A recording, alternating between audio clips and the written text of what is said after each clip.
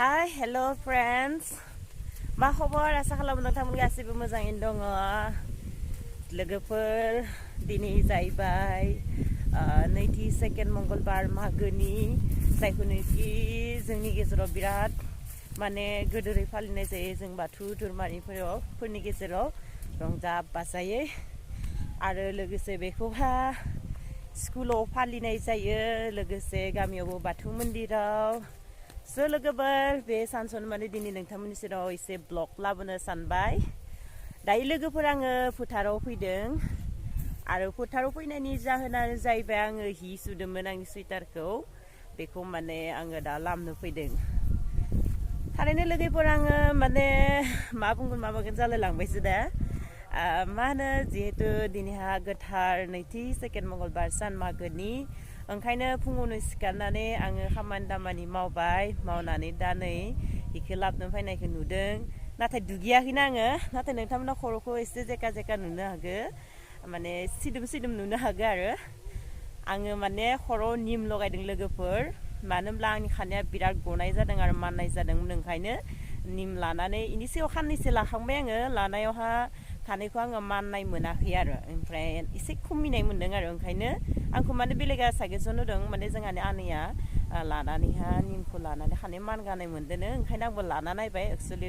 एसे प्रुफ दंमोन आरो माने आङो लानानै प्रुफ मोनबाय आरो ओंखायनो दिनैबो लादों ओमफ्राय दा दसे थानानै दुगैहैनोसै दुगैनानै ओमफ्राय बहा थांनाय जायो आंनियाथ' कलेज लाइफआ जोब्बाय देलाय कलेज लाइफ जोबोब्लाबो आङो माने थांगोन सानदों दिनै माने दाबसे जायगायाव बाथौ फुजा नायनो स' नोंथांमोना जुदि नायनो इन्टारेस्टेड दंब्ला नायलांबाय थाबानो जाबाय दा आङो दुगैनानै हिननानै गामियाव थुगिखौ हैग्रोनोसै बाथौ मन्दिराव जोंनियावहा बेनि उनावहा स्टार्ट खालामनोसै थांनो बिदिब्ला लोगोफोर नायलांबाय थाबानो जाबाय भिडिअखौ लेट्स गो नै दा लोगोफोर आङो माने थुगिखौ लांनोसै बाथौहा आरो केमेरा हमनो उसुबिदा जागोन ओंखायनो नोंथांमोननो देखाबाय थारलासै ओमफ्राय एसे उनाव आङो बाथौ फुजा नायनो थांनोसै बेलेग जायगायाव स' बिदिब्ला नायलांबाय था भिडिअखौ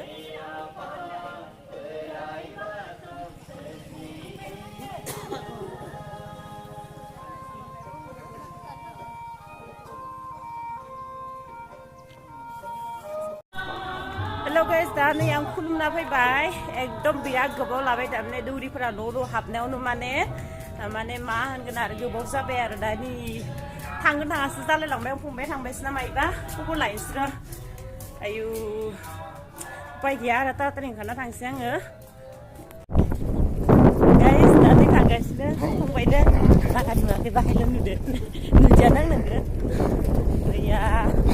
दासो जोंना लेट थुगि होबाय नालाय नेनायावनो जाबाय आरो सानैदो ओमफ्राय नायना फैनोसैलाबो दा गोजा जाबाय लोगो खानो फैसा जाबाय लासिंसिंनो एकदम मोदै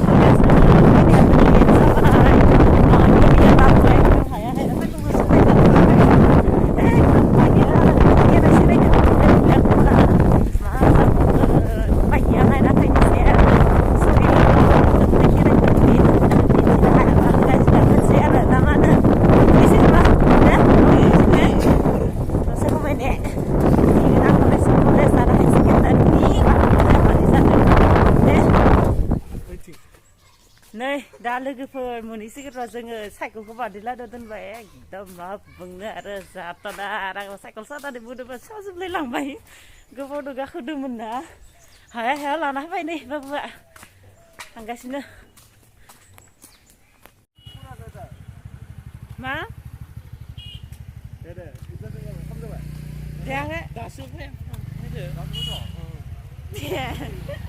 दा नै जोङो एन्ट्रि खालामगासिनो गरेस्वर हायार सेकेन्डारि बाथौ फुजायाव सिख्लाफोर नायदो फैदो दा आंनि साहाबो मोना फैदो फैयाखै बिउटिफुल सिख्लाफोर नायना ला लोगोफोर ओइथिंसो ओइ बे मा खनायाव Hey, BK! Nih babunya friend. Oh. Best, most. Ki korsa. Gerdaनो ya लोगोफोर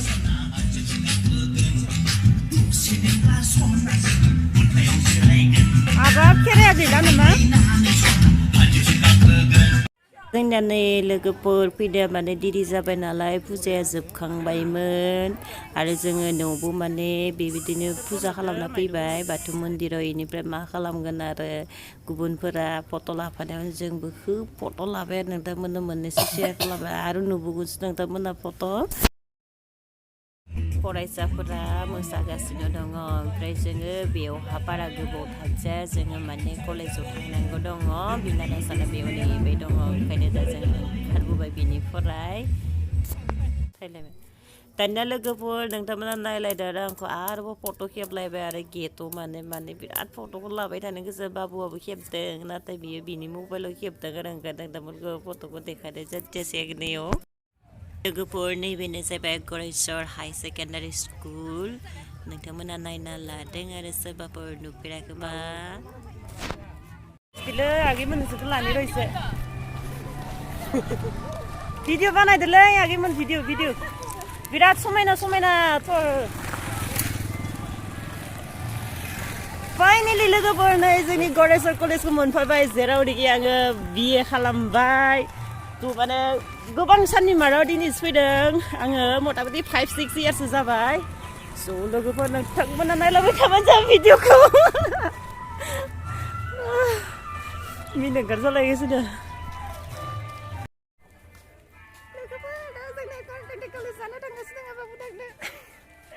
नै दसमानिया जोंखौ गारना फैनानै जाग्रोसोबाय दा नायलाय लोगोफोर लोगोफोर नै जोङो गासैबो ओंखाम जानो थाखाय माने जना दं गासैबो नैथिंगालैनिफ्राय लोगोफोर जोङो माने डाइरेक्ट ओंखाम सालायथिं हाबफैग्रोबाय मानो होनबा अलरेडि फैनाया जोंनिया लेट जाबाय ओंखाम जानो थाखाय हाबबाय जोङो ओमफ्राय दसे थानाय खेला नायनानै ओंखाम जानानै न'आव थांसिगोन आरो गरेस्वर कलेजनि प्रेजेन्ट स्टुडेन्टफोरा माने ओंखाम रानना होगासिनो जोंनो ओमफ्राय ओंखाम ओंख्रिफ्रा बिराद गोथाव जाथारदोंमोन ओमफ्राय बिभिन्न धरननि आइटेम होदों जोंनो अनला मैगंबो होदोंमोन लोगोसे टमेट'नि चाटनि ओमफ्राय गाजर चाटनि ओमफ्राय आलु फ्राय लाब्रा दालि बिराद गोथाव जादोंमोन आरो लोगोफोर बिनि उनावहा लोगोफोर दायो जों ओंखाम जाखाना फिन खेराइ नायनो फैलायबाय नोंथांमोनाबो एसे नायलांदो खेराइखौ आं बारा दिन्थिनो हायाखैब्लाबो